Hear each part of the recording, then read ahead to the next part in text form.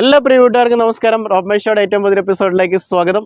ഇന്ന് നിങ്ങളെ ഞാൻ പരിചയപ്പെടുത്താൻ പോകുന്നത് MG ഹെക്ടറിൻ്റെ ഏറ്റവും പുതിയ ബ്ലാക്ക് സ്റ്റോം എഡിഷൻ ആണ്. നമുക്കറിയാം, ഇന്നത്തെ കാലത്ത് വാഹനങ്ങൾ ഇറക്കുമ്പോൾ ബ്ലാക്ക് എന്ന് പറയുന്ന കളറിന് ഒരുപാട് ഇമ്പോർട്ടൻസ് ഉണ്ട്. പലർക്കും ഡാർക്ക് എഡിഷൻസ് ആയിട്ടും ബ്ലാക്ക് എഡിഷൻസ് ഒക്കെ ആയിട്ട് ഒരുപാട് വാഹനങ്ങൾ ഇറങ്ങുന്നുണ്ട്. അപ്പോൾ നമ്മുടെ MG ഒട്ടും പിന്നിലല്ല, അവരവരുടെ ഓൾറെഡി ഹെക്ടറിനകത്തേക്ക് ബ്ലാക്ക് സ്റ്റോം എഡിഷൻ കൊണ്ടുവന്നിരിക്കുകയാണ്. ഇതിന് മുമ്പായിട്ട് തന്നെ അവർക്ക് ഗ്ലോസ്റ്ററിലും അതുപോലെ തന്നെ അവരുടെ മറ്റുള്ള വാഹനങ്ങളിലുമൊക്കെ ബ്ലാക്ക് സ്റ്റോം എഡിഷൻ ഉണ്ടായിരുന്നു. അപ്പം MG ഹെക്ടറിലേക്ക് വന്നപ്പം വാഹനത്തിൻ്റെ ലുക്ക് മൊത്തത്തിൽ അങ്ങ് മാറി വളരെ ഭംഗിയുള്ള ഒരു നല്ല കൊമ്പൻ ആനക്കുട്ടിയെ പോലെ ഇരിക്കുന്ന ഒരു വാഹനമാണ് നിങ്ങളുടെ മുമ്പിലേക്ക് പരിചയപ്പെടുത്തുന്നത്. അപ്പോൾ ഇതുവരെ നമ്മുടെ പേജ് ഒന്ന് ഫോളോ ആയിട്ടില്ലെങ്കിൽ തീർച്ചയായിട്ടും ഒന്ന് ഫോളോ ചെയ്യുക. അതുപോലെ നമ്മുടെ ഫേസ്ബുക്കും ഇൻസ്റ്റാഗ്രാമും ഒക്കെ ഒന്ന് ഫോളോ ചെയ്യാൻ മറക്കരുത്. അപ്പോൾ നമുക്ക് MG ഹെക്ടറിൻ്റെ ബ്ലാക്ക് സ്റ്റോൺ നമുക്ക് കിട്ടുന്നത് അതിൻ്റെ ടോപ്പ് ആൻഡ് ട്രിംസിലാണ് വരുന്നത്. ഏറ്റവും ടോപ്പിലല്ല വരുന്നത്, ഷാർപ്പ് പ്രോ എന്ന് പറഞ്ഞ വേരിയൻറ്റിലാണ് നമുക്ക് ഈ ഒരു ബ്ലാക്ക് സ്റ്റോം നമുക്ക് കിട്ടുന്നത്. അതിനകത്ത് തന്നെ നമുക്ക് പെട്രോളിലും മാനുവലിലും കിട്ടും. പിന്നെ ഈ ഒരു വാഹനത്തിൻ്റെ പ്രത്യേകത എന്ന് പറഞ്ഞാൽ നമുക്ക് പല സീറ്റിംഗ് കോൺഫിഗറേഷൻസ് എടുക്കാൻ പറ്റും എന്നുള്ളതാണ് MGയുടെ ഒരു അഡ്വാൻറ്റേജ് എന്ന് പറയുന്നത്. 5 സീറ്ററായിട്ട് നമുക്ക് ഉപയോഗിക്കാം, 6 സീറ്ററിൻ്റെ കോൺഫിഗറേഷൻ നമുക്ക് ചോദിച്ച് വാങ്ങിക്കാം, 7 വേണമെങ്കിലും അങ്ങനെ ആക്കാം. അപ്പം ഓരോ ഫാമിലിയുടെ സൈസ് അനുസരിച്ച് വണ്ടിക്കകത്ത് സീറ്റിംഗ് അറേഞ്ച്മെൻറ്റ്സ് നമുക്ക് ഉള്ള ഓപ്ഷൻസിലൊക്കെ ഉള്ള വാഹനം നമുക്ക് എടുക്കാണ്ട് നമുക്ക് സാധിക്കും. അപ്പം അങ്ങനെയൊക്കെയാണ് ഈ ബ്ലാക്ക് സ്റ്റോം വന്നിരിക്കുന്നത്. അപ്പോൾ നമുക്ക് മെയിനായിട്ട് എന്തൊക്കെയാണ് ഈ വാഹനത്തിനകത്ത് വന്നിരിക്കുന്നതെന്ന് നോക്കാം. കുറച്ച് ഫീച്ചേഴ്സ് കൂടെ പറയാം. ഭയങ്കര ഡീറ്റെയിൽഡ് ആയിട്ടൊന്നും പോകേണ്ട ആവശ്യമില്ല, ഓൾറെഡി നിങ്ങൾ ഈ വാഹനങ്ങൾ കാണുന്നതാണ്.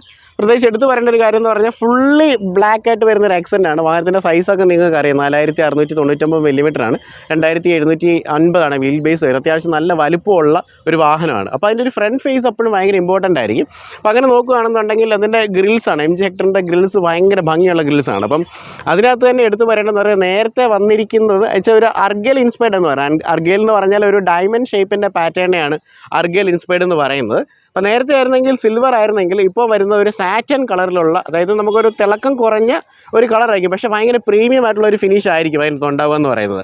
അപ്പോൾ അതിൻ്റെ ലോഗോയും ആ ഒരു സാറ്റൻ ലോഗോയിലാണ് വന്നിരിക്കുന്നത്. അതുപോലെ ഏറ്റവും താഴോട്ട് വരുവാണെന്നുണ്ടെങ്കിൽ ഈ പറയുന്ന പോലെ നമ്മുടെ ആ ഒരു സ്കിഡ് പ്ലേറ്റിൻ്റെ ഒക്കെ ആ ഭാഗങ്ങൾ അല്ലെങ്കിൽ അവിടെ വരുന്ന ഇൻസേർട്ടുകളെല്ലാം ആ ഒരു സാറ്റൻ കളറിൽ കൊടുത്തിരിക്കുന്നതുകൊണ്ട് ഭയങ്കര ഭംഗിയായിട്ടാണ് വാഹനത്തിൻ്റെ ഫ്രണ്ട് മെയിൻറ്റെയിൻ ചെയ്തിരിക്കുന്നത്. അതുപോലെ നമുക്ക് ഇവിടെ പൊസിഷൻ ലാംപ്സ് നമുക്കിവിടെ കാണാനായിട്ട് പറ്റും. അതുപോലെ തന്നെ നമുക്ക് ഹെഡ് ലാംപ്സ് നമുക്ക് ഈ വാഹനത്തിൻ്റെ ഈ ഫ്രണ്ട് വശത്ത് കാണാം, സ്മോക്ക്ഡ് ആയിട്ടാണ് കൊടുത്തിരിക്കുന്നത്. അതും കോൺട്രിങ് ഫംഗ്ഷനൊക്കെ വരുന്ന ഫോഗ് ലാംപ്സ് താഴെയുണ്ട്. അതുപോലെ ഹെഡ് ലാംപ്സിനെ കുറിച്ച് പറയുകയാണെന്നുണ്ടെങ്കിൽ നമുക്ക് ഈ പറയുന്ന പോലെ ഫോളോ മീ അല്ലെങ്കിൽ നമ്മൾ വീട്ടിലേക്ക് കയറുന്നവരെ കുറച്ച് നേരം കത്തി നിൽക്കുന്ന തരത്തിലുള്ള ലൈറ്റ്സാണ് വാഹനത്തിനകത്ത് കൊടുത്തിരിക്കുന്നത്. അപ്പോൾ ഫ്രണ്ട് ഭാഗത്ത് നിന്ന് തന്നെ വളരെ ഭംഗിയാണ് കാണാനായിട്ട്. പ്രത്യേകിച്ച് ഗ്രില്ലാണ് ഈ വാഹനത്തിൻ്റെ ഏറ്റവും വലിയ അട്രാക്ഷൻ എന്ന് പറയുന്നത്. സൈഡിലേക്ക് പോകുന്ന സമയത്ത് നമുക്ക് വാഹനത്തിനകത്ത് 18 ഇഞ്ച് സൈസ് വരുന്ന അലോയ്സ് നമുക്ക് കാണാം. ഫുൾ ബ്ലാക്ക് ആയിട്ട് വരുന്ന അലോയ്സ് ആണ്. അതിനകത്ത് തന്നെ ഈ ഒരു ബ്ലാക്ക് സ്റ്റോമിലേക്ക് വരുന്ന സമയത്ത് റെഡ് കാലിപ്പേഴ്സാണ് വരുന്നത്. അപ്പോൾ അത് ഒരു പെർഫോമൻസിനൊക്കെ ഇമ്പോർട്ടൻസ് കൊടുക്കുന്നു എന്നുള്ളതാണ് അതിൻ്റെ ഒരു ഫീൽ എന്ന് പറയുന്നത്. അപ്പോൾ ലുക്ക് ആൻഡ് ഫീൽ അത്രയും നന്നായിട്ട് ചെയ്യുന്നുണ്ട്. പിന്നെ അടുത്തൊരു കാര്യം എന്ന് പറഞ്ഞാൽ നേരത്തെ സിൽവർ ആയിട്ട് വരുന്ന റൂഫ് റെയിൽസ് ആയിരുന്നുണ്ടെങ്കിൽ ഇപ്പോൾ ബ്ലാക്ക് ആയിട്ട് വരുന്ന റൂഫ് റെയിൽസ് ആണ് വാഹനത്തിനകത്ത് കൊടുത്തിരിക്കുന്നത്. അപ്പോൾ അതും ഈ പറയുന്ന മൊത്തം ഒരു ബ്ലാക്ക്നെസ് വാഹനത്തിൽ കൊണ്ടുവരാൻ വേണ്ടിയാണ് അത്തരം കാര്യങ്ങളൊക്കെ ചെയ്തു വെച്ചിരിക്കുന്നത്. പിന്നെ സൈഡിലേക്ക് വരുന്ന സമയത്ത് നമുക്കിവിടെ ഒരു ഗാർണിഷിങ് നമുക്ക് കാണാം. അത് നമുക്ക് സിൽവർ കളറിലാണ് വരുന്നത്. മിറേഴ്സൊക്കെ ആണെങ്കിലും നമുക്ക് പറയുകയാണെങ്കിൽ ബ്ലാക്ക് കളറിലാണ് വരുന്നത്, ബോഡി കളേർഡ് ആയിട്ടാണ് വരുന്നത്. അതും മൊത്തത്തിൽ ഈ ഒരു വാഹനത്തിനകത്തൊരു എന്താ പറയുന്നത് കറക്റ്റ് ഒരു ആ ഒരു കോമ്പിനേഷൻ കറക്റ്റ് ആക്കാൻ വേണ്ടി ചെയ്തതുപോലെയുള്ള ഫീലാണ്. ബാക്കിലേക്ക് വരുവാണെങ്കിൽ ടയേഴ്സിനകത്തും നമുക്ക് കാലിപ്പേഴ്സ് ആണ്, ഫ്രണ്ടിലും ബാക്കിലും ഡിസ്ക് ബ്രേക്കുകളാണ് വരുന്നത്.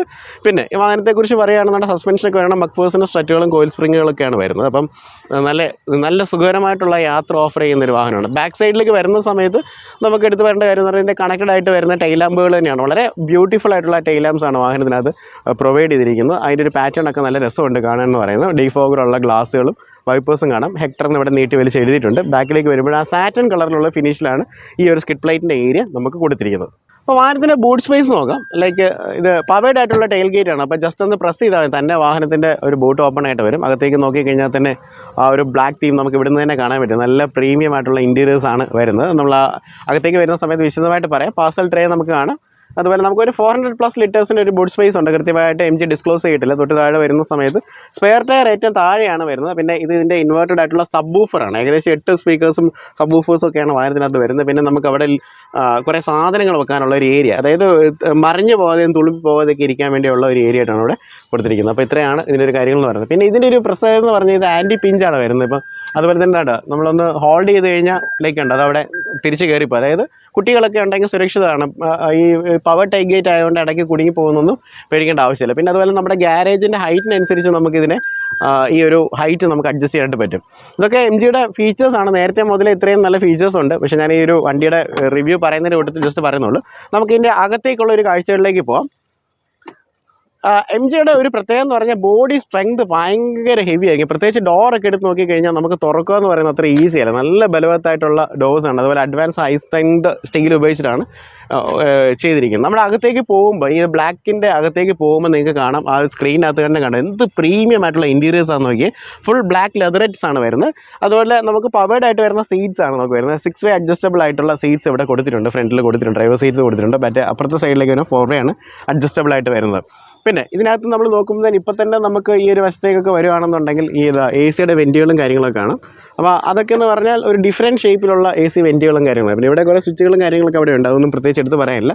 സ്റ്റിയറിംഗിലേക്ക് വരുവാണെന്നുണ്ടെങ്കിൽ ലെതർ റാപ്ഡ് ആയിട്ട് വരുന്ന ബ്ലാക്ക് സ്റ്റിയറിംഗ് ആണ് വരുന്നത്, ഡി കട്ടാണ് വരുന്നത്. അപ്പോൾ ഇതൊക്കെയാണ് വാഹനത്തിൻ്റെ അകത്തേക്കുള്ളൊരു കാഴ്ച എന്ന് പറയുന്നത്. നമുക്കിനി ശരിക്കും ഇതിൻ്റെ ഒരു ഡിസ്പ്ലേയും കാര്യങ്ങളൊക്കെ അകത്ത് കയറിയതിന് ശേഷം ഒന്ന് കാണിച്ചു തരാം. അപ്പോൾ നമ്മൾ ഏറ്റവും പുതിയ ബ്ലാക്ക് സ്റ്റോം എഡിഷനിൽ ഒരു ഡ്രൈവ് പോകണം. എൻ്റെ കൂടെയുള്ള നിഖിലാണ്. നിഖിലെ ഒന്നും മുഖം കാണിക്കുന്നില്ല, തിരിഞ്ഞു പോകണം. നിഖിലാണ് നമുക്ക് കഴിഞ്ഞ പ്രാവശ്യം എല്ലാ കാര്യങ്ങൾക്കും സപ്പോർട്ട് ചെയ്തുകൊണ്ടിരുന്നത്. അപ്പോൾ ഈ വണ്ടി ഒരു രക്ഷയില്ല, കിട്ടുവാണ്. ഡെഫിനറ്റ്ലി. അപ്പം എന്തൊക്കെയാണ് അഡീഷണലി ഞാൻ പറയാത്ത കുറെ കാര്യങ്ങളൊക്കെ ഉണ്ടാവുമല്ലോ. അപ്പോൾ നമ്മൾ ബേസിക്കലി നിങ്ങൾ സെയിൽസിന്റെ പാട്ട് പെട്ടെന്ന് പറയുന്ന കുറച്ച് കാര്യങ്ങളുണ്ടെന്ന് പറഞ്ഞേക്കാവോ? കാരണം നമ്മൾ നേരത്തെ വർഷങ്ങൾക്ക് മുമ്പ് റിവ്യൂ ചെയ്തതാണ്.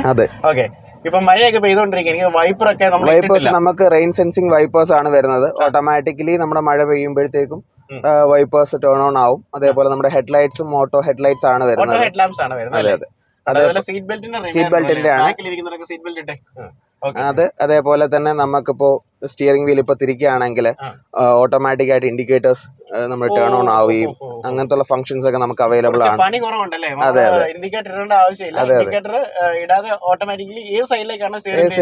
ആ ഒരു ടേൺ ഇൻഡിക്കേറ്റർ വരും. ഇനിയിപ്പം ഇൻഡിക്കേറ്റർ മാനുവലി ഇടുവാണെന്നുണ്ടെങ്കിൽ എന്റെ പ്രത്യേകത പറഞ്ഞാൽ ആ റോഡ് ആ സൈഡിലെ വ്യൂ വരും. അതെ അതെ. ഇപ്പൊ റൈറ്റ് സൈഡിൽ ഇൻഡിക്കേറ്റർ ഇപ്പൊ റൈറ്റ് സൈഡിലെ വ്യൂ ആണ് കാണുന്നത്. നമുക്ക് 360 ഡിഗ്രി വ്യൂവും വരും. അതേപോലെ നമുക്ക് 2D ആക്കി കഴിഞ്ഞാൽ നമ്മുടെ ആ ഒരു വീലാശിലോട്ടുള്ള ഒരു വ്യൂ പോയിന്റും കൂടെ നമുക്ക് അവൈലബിൾ ആവും. ഇത്ര സാധനങ്ങൾ നമുക്ക് കിട്ടും. അതെ. ഓ, അടിപൊളി അടിപൊളി, നല്ല ഫീച്ചേഴ്സ് ഒക്കെയാണ്. അതെ, നമുക്ക് അത് ഇൻഫോർടൈൻമെന്റ് സിസ്റ്റം വരുന്നത് വെച്ചാൽ നമുക്ക് 14 ഇഞ്ചിന്റെ ഇൻഫോർടൈൻമെന്റ് സിസ്റ്റം ആണ്. നമുക്ക് ഈ ഒരു സെഗ്മെന്റിൽ തന്നെ ഏറ്റവും നല്ലൊരു ഇൻഫോർടൈൻമെന്റ് സിസ്റ്റം ആണ് വരുന്നത്. അതിനകത്ത് തന്നെ നമുക്കിപ്പോ ഓൺ ആയി കിടക്കുന്നത് മാപ്പ് മൈ ഇന്ത്യയുടെ നമ്മുടെ നാവിഗേഷൻ സിസ്റ്റം ആണ്. ജസ്റ്റ് അതിലോട്ട് നമ്മൾ ഈ ഒരു ബട്ടൺ പ്രസ് ചെയ്യുമ്പോഴത്തേക്കും നമ്മുടെ നാവിഗേഷൻ സിസ്റ്റം ഓൺ ആയി വരികയും ചെയ്യും.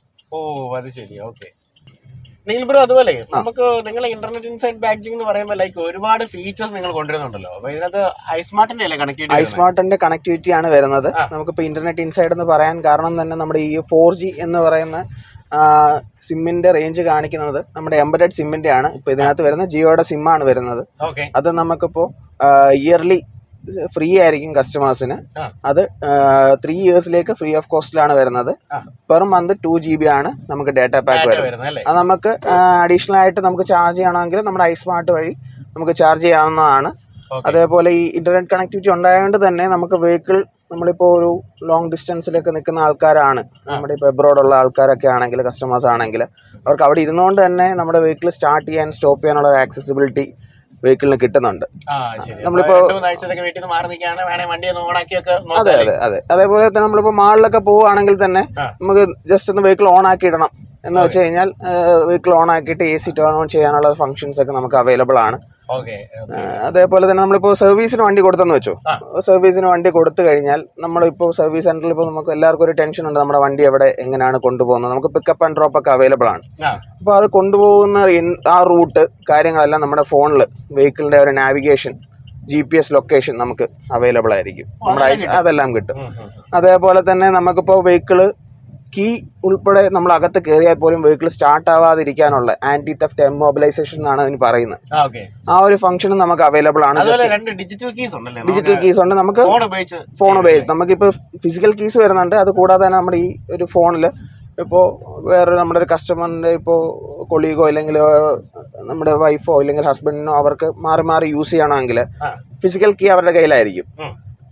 മറ്റൊരാൾക്ക് കീ കൊടുക്കണം, വെഹിക്കിൾ ഇപ്പോൾ അവിടെ സ്റ്റാൻഡ് സ്റ്റില്ലായിട്ട് നിൽക്കുകയാണ് എങ്കിൽ നമുക്ക് ഈ ഐസ്മാർട്ട് ഉപയോഗിച്ച് അവർക്ക് വെഹിക്കിൾ അൺലോക്ക് ചെയ്യാനുള്ള ഒരു ആക്സസിബിലിറ്റിയും വെഹിക്കിൾ അകത്ത് കയറിയാൽ ഉടനെ തന്നെ നമ്മുടെ ഇൻഫോർടൈൻമെന്റ് സിസ്റ്റം എല്ലാം ഓൺ ആവും.